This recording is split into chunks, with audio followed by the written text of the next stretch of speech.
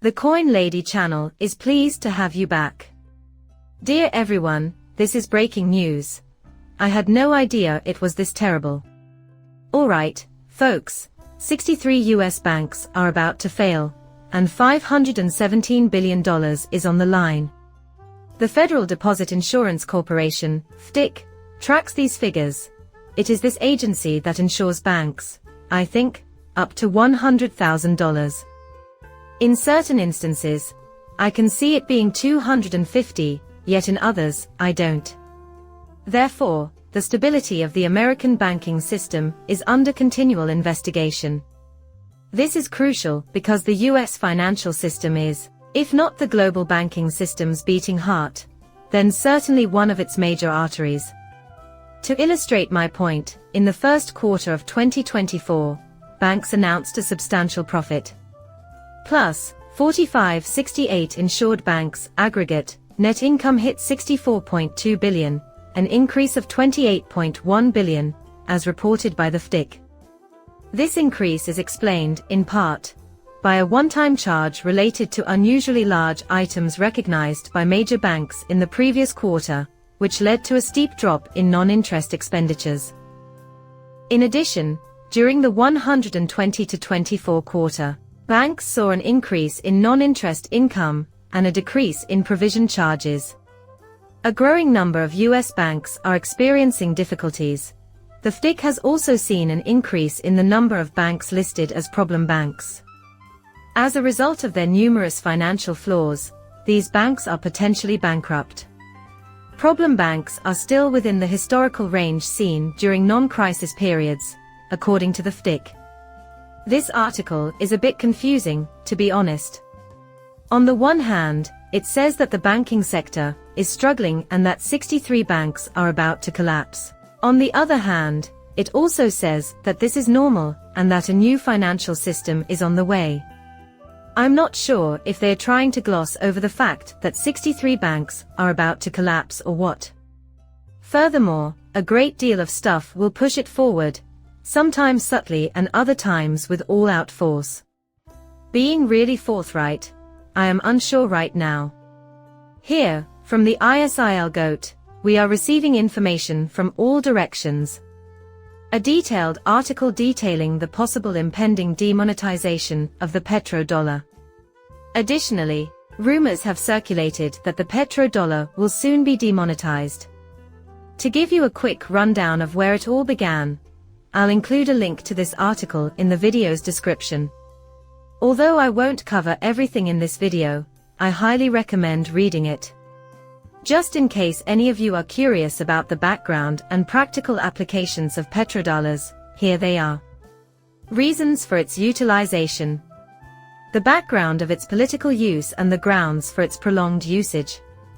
This is an extremely detailed essay that touches on a few impacts. But what I wanted to emphasize was that this is simply one more category for nations that rely on Russian oil and gas. They lay out all the reasons why the United States can't swiftly wean Europe off Russian gas. Here, a myriad of circumstances come into play. Guys, a lot of it involves the BRICS countries. The original signatories to this petrodollar pact were Saudi Arabia, together with Russia, China, and India, those big economies that make up the BRICS. However, with the advent of a new financial system, these individuals are beginning to realize that they rely less and less on the US dollar, leading to the dollarization of D. The term, de-dollarization, describes the trend in a multipolar world where some nations are becoming less dependent on the US dollar for their international financial and trade activities. Rather than one superpower dominating the world as it has for the past half-century, this phenomena is typically considered in the perspective of a multipolar world in which power is divided among large, powerful economies. Key aspects of de-dollarization. Now, let's talk about the reasons behind dollarization, currency agreements, bilateral and barter trade, international monetary system reforms, basically, the Great Reset, with DLT technology, the use of alternative currencies, like what Russia has announced about their trading, the development of regional financial institutions, gold, and digital currencies, like Bitcoin, among others. Also, XRP is heavily involved, although they don't touch on it here. This new financial system, de-dollarization, is based on digital currencies and the distributed ledger technology, DLT, framework. Listen, this is a perfect storm for a US currency devaluation, which will open doors for other countries to compete on an equal footing. So, it's not great news for America, but it's great news for many other businesses and countries in many respects. The fact that countries like Turkey are expressing interest in joining the BRICS group is also problematic. Therefore, the BRICS states are receiving an increasing number of applications from countries in Asia, Africa, and the Middle East. I suppose I should mention that Turkey is interested in joining the BRICs. They are large sections of the world where the BRICS are having a significant impact. The group's ministerial meeting, which is scheduled to take place in China, will address this matter. I was under the impression that it was going to take place in Russia. The forum, however, states that upon his visit to China, the foreign minister made the statement, "We are really interested in joining the BRICS group." Some European nations are opposed to Turkey's entry into the European Union. How things play out this year will tell. Therefore, BRICS is being considered by the Turkish authorities as a potential alternative integration platform. Now is the time for strategic maneuvers, you people. By the way, was it just a coincidence that Turkey started stockpiling gold in March 2023? Turkey was still the largest buyer of gold in the world in January, which was January 23rd, not 24.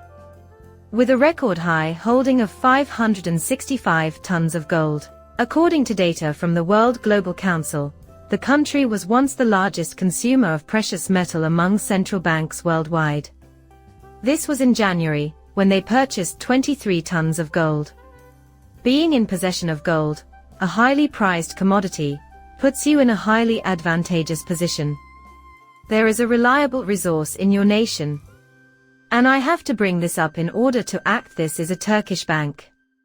Ripple is a digital company that provides solutions that use blockchain technology to boost speed, transparency, and lower costs. This Turkish bank was the first to negotiate an agreement with Ripple. This occurred in the year 2017. You all should be able to see my point, though.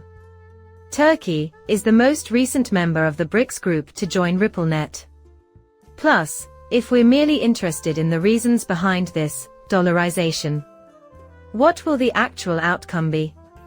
Well, some of the most powerful countries in the world, apart from the US, are going to build their own infrastructure and commerce system.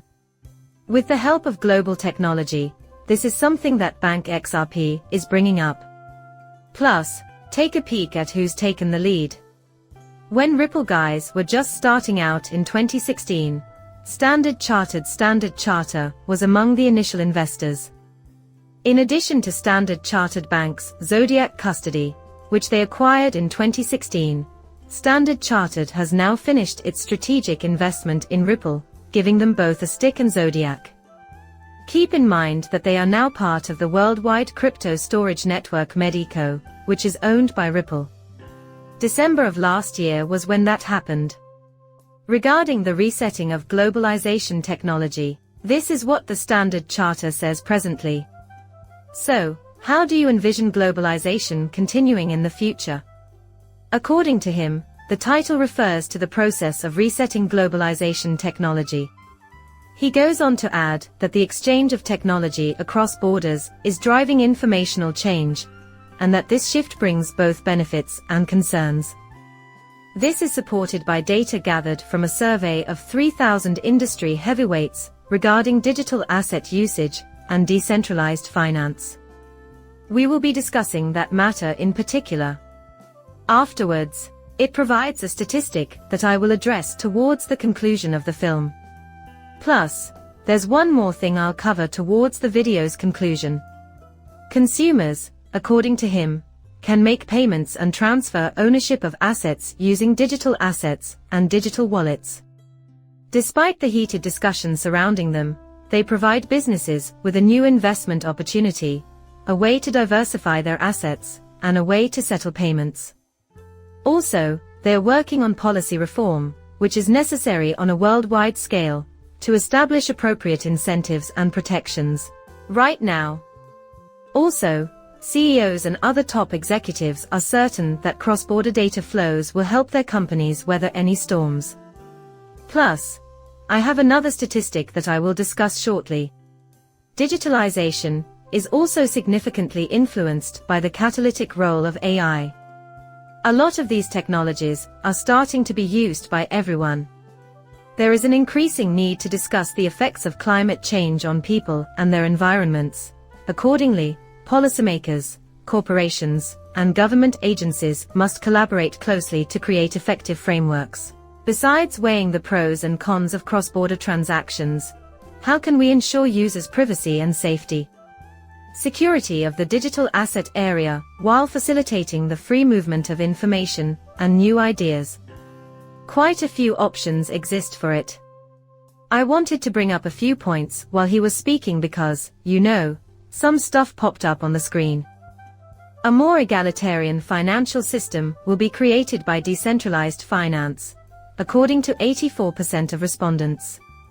Thus, 84% of those who participated in the survey agreed.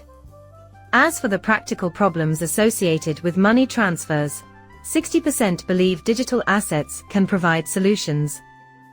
So, guys, this is totally different from what we saw in 2017 and 2018. It's a sea change. Furthermore, this was true even in 2019, when many were still wary of implementing digital assets into serious enterprise-level financial systems. The video concludes with that. Support my channel with a like and a subscription. Coming up shortly, farewell.